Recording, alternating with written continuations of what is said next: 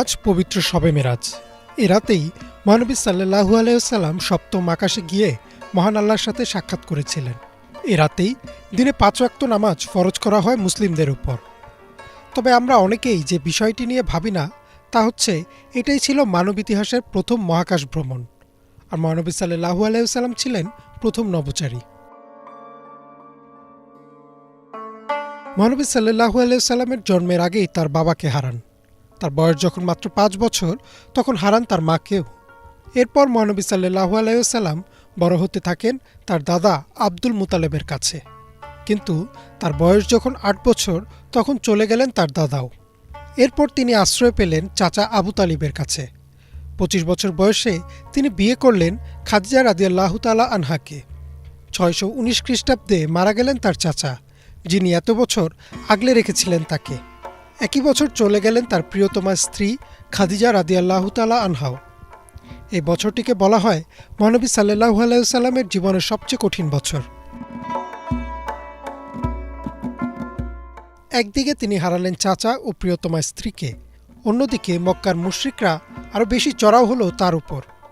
যত রকমভাবে অপমান করা যায় সব তারা চেষ্টা করল। তিনি গেলেন তায়েফে ইসলামের দাওয়াত দিতে। সেখানে তাকে পাথর মেরে রক্তাক্ত করা হলো। তিনি তখন প্রচণ্ড হতাশা আর মন খারাপের একটা সময় পার করছিলেন। এমন সময় আল্লাহ তাকে দাওয়াত করলেন সপ্তম আকাশে আসার। মহানবী সাল্লাল্লাহু আলাইহি ওয়াসাল্লাম বলেন, এক রাতে তিনি কাবার কাছে ঘুমিয়েছিলেন।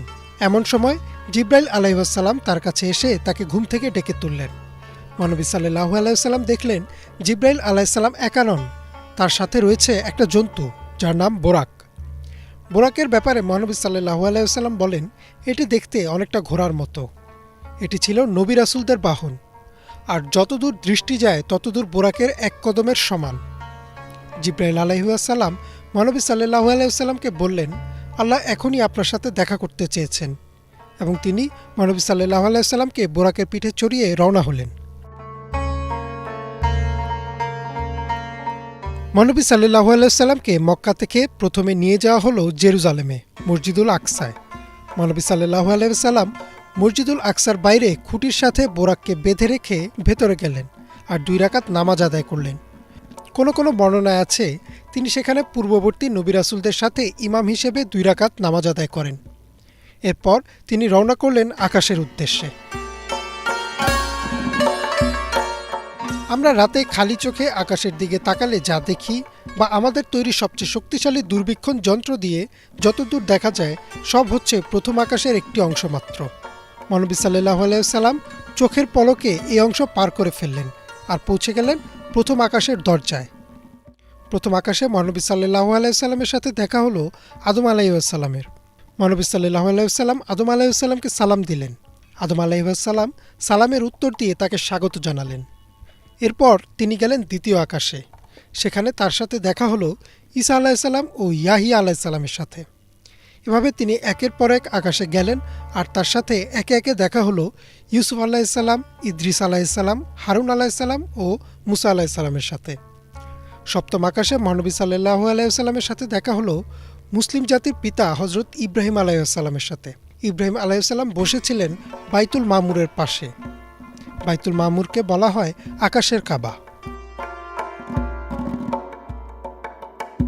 এরপর মহানবী সাল্লাল্লাহু আলাইহি ওয়াসাল্লাম গেলেন সিদরাতুল মুনতাহার সামনে, যা হচ্ছে সৃষ্টির সর্বশেষ সীমানা।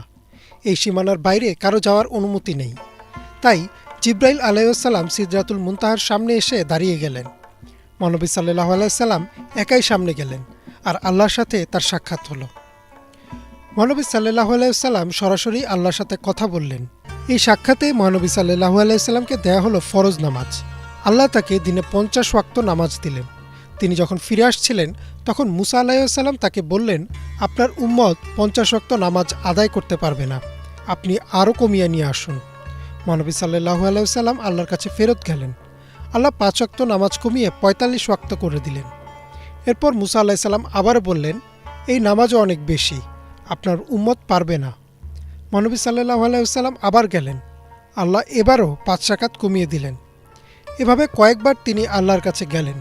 অবশেষে নামাজ কমাতে কমাতে ৫ ওয়াক্ততে আসলো। মুসা আলাহিসাল্লাম তারপরেও বললেন, এটাও অনেক বেশি।